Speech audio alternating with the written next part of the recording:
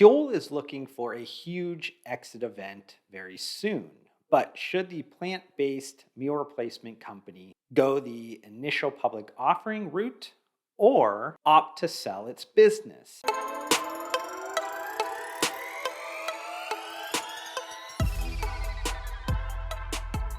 Are you unfamiliar with Huel, which stands for human plus fuel? You shouldn't be if you're an avid consumer of my content. Over the last year, I have mentioned Huel on almost a handful of different occasions. These Huel mentions have kind of spanned the mergers and acquisitions opportunity chatter that I've added into both Glanbia and MyProtein pieces of content, which I'll touch on a little bit later in this content, but also with my What's Next in Functional Beverage content that I posted this past summer. And this is where I stated that the idea of convenience biohacking would have market share reshuffling power in the near term. I coined the name to this trend concept to kind of try to explain what is happening in the current phase of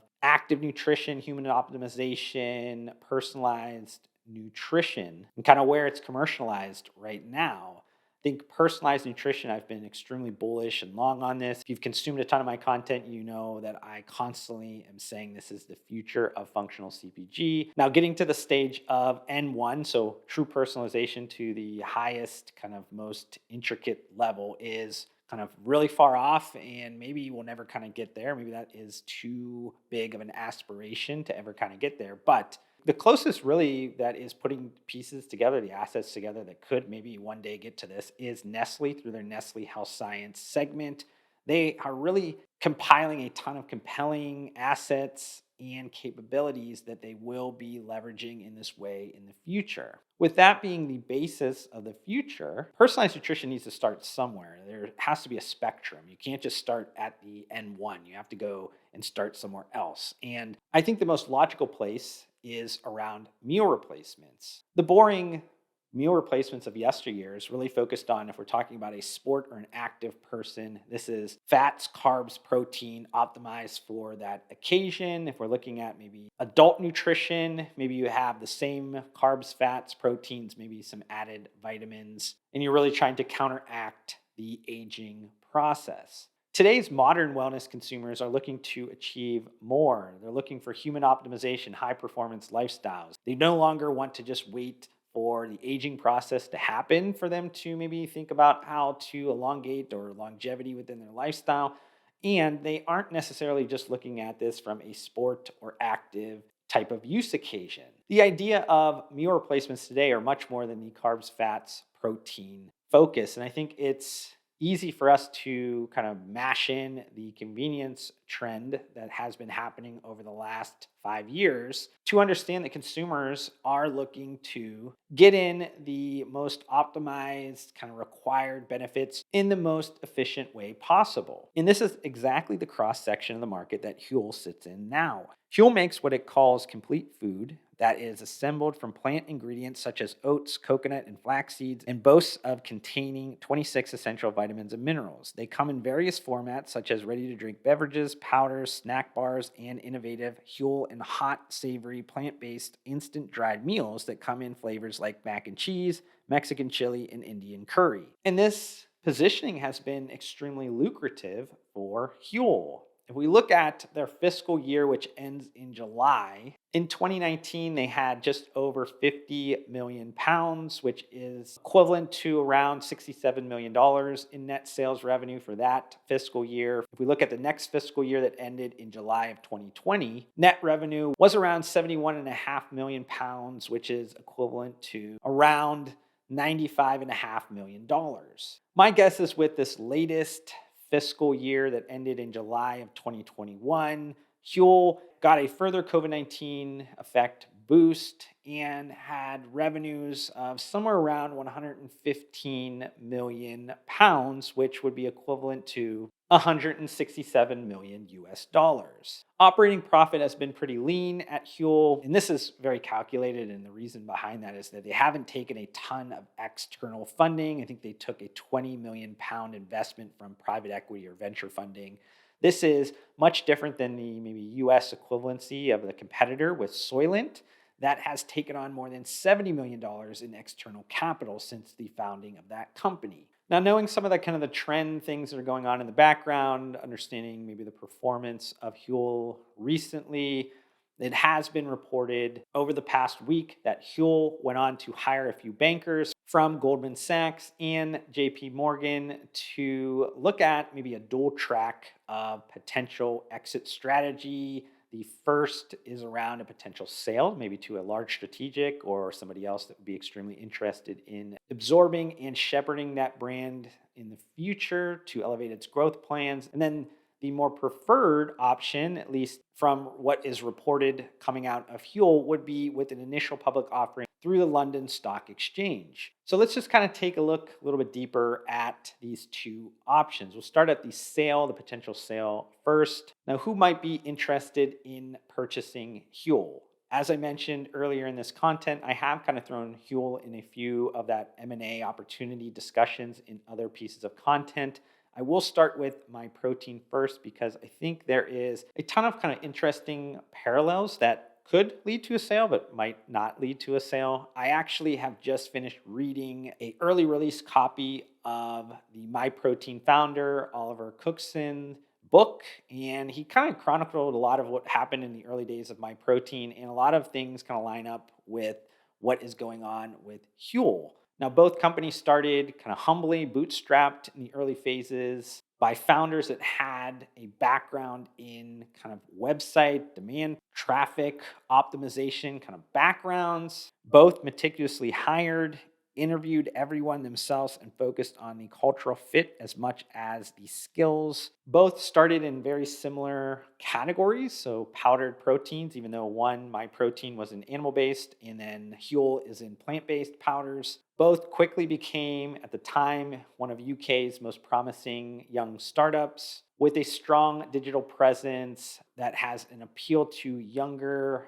wellness and fitness-oriented consumers. Both had its roots in personalization and offering customers products that weren't easily found in the market, at least in the configurations that were being offered by these companies at the time. But despite maybe all these similarities, I don't necessarily think that MyProtein or THG as a whole, their nutrition segment, is going to purchase Huel. I think mostly that comes down to that MyProtein maybe has already tried at one time and maybe they got shot down. And this is because they have internally created a competitor product called Be New, which would be another kind of complete whole food meal replacement type product that they are going head to head with Huel right now. The THG nutrition kind of ideology has also been to build, not buy currently on that side. They do purchase and acquire brands on the THG beauty side, but on the THG nutrition side of the business, it's really been around vertical integration and how to add those capabilities in the business. So for those reasons, I think that the chances of the acquisition of Huel by THG Nutrition or MyProtein would be pretty low. Now, the other one that I mentioned was Glanbia, and is that a fit? I think it actually is an extremely great fit, even more recently because of something that they did. Glanbia does need to diversify away from its highly concentrated dairy protein in their Glanbia Performance Nutrition portfolio, and a recent announcement that they were going to sell off the part of their dairy production in Ireland over to the co-op that does own the majority of it anyways. That is kind of signaling that they are trying to distance themselves maybe from dairy and having that entity be a little bit more agnostic to how they make money in the future and where they kind of can stand in the functional CPG market. Glanbia has been really focused on the digital acceleration of their business. They need to have strong digital businesses, have both demand from digital and online and having strong teams that are associated with this is exactly what Huel is. This would be a huge check mark and a huge addition for Glanbia. They're also looking for acquisitions that have a ton of velocity in food, drug, mass convenience. This isn't a check mark for Huel, but there is a blank slate that they can bring over to the US and kind of put it into their engine that has been starting to work very strongly recently. And then finally, they need to have strong, ready to drink or ready to eat offerings within the product portfolio. I think this is another check for Huel. Obviously, they are strong in powders as well, but they do have ready to eat and ready to drink offerings that do quite well. And then outside of those names, I think it would be obvious, and me needing to kind of mention that Nestle Health Science and Unilever would be also probably in the mix to purchase Huel if it was available to be acquired. And then on the IPO potential, I think the current public markets right now are extremely hot. I think about a dozen or so CPG brands have went public in the last year. So it makes sense for Huel to have an IPO exit preference because they're probably going to be able to maximize their valuation right now. They're looking at a somewhere around a $1 billion pound valuation. The way to get that probably more easily would be through the IPO market, unless they did have a bidding war or something in the private sale option within the dual track. And companies that are interested in going public, they need to strike when the markets are hot. The markets are hot right now. They might be overvalued, but that is when IPOs need to happen because this is when they can maximize the available kind of return and capital that they would get into their business to drive growth initiatives. They don't want to wait until the market conditions get lower and kind of worse. That's the worst case scenario. So hypothetically, which direction would I go? Now, I don't know very much about the inner workings of Huel. And because of that, I have to just go off of some assumptions. And I think I would take my chances on the IPO market sometime in the first half of 2022. I think this is going to be what maximizes the amount of capital that I can get into my business. And I don't think I'm going to be able to get anywhere near that $1 billion pound valuation if I am selling my business to Glanbia, THG, Unilever, or Nestle. And I think the company should utilize those funds through the IPO to get more aggressive internationally, also build out a US large retail sales channel strategy, and ensure their supply chain is strong with the sustainable regenerative agricultural elements that are key core values of Huel that should be strengthened even deeper in the future. I hope you enjoyed this particular YouTube video. If you did, hit that like button for me. If you want to further support me, I would love if you hit the subscribe button. I have a short-term goal of hitting 2,000 subscribers very soon. You guys can be a part of that by hitting that subscribe button. About 80% of you that are watching this video right now are not subscribed to my channel. It hurts my feelings, so please hit that subscribe button and change that. But just want to thank you for tuning into this video, and I'll see you on the next one.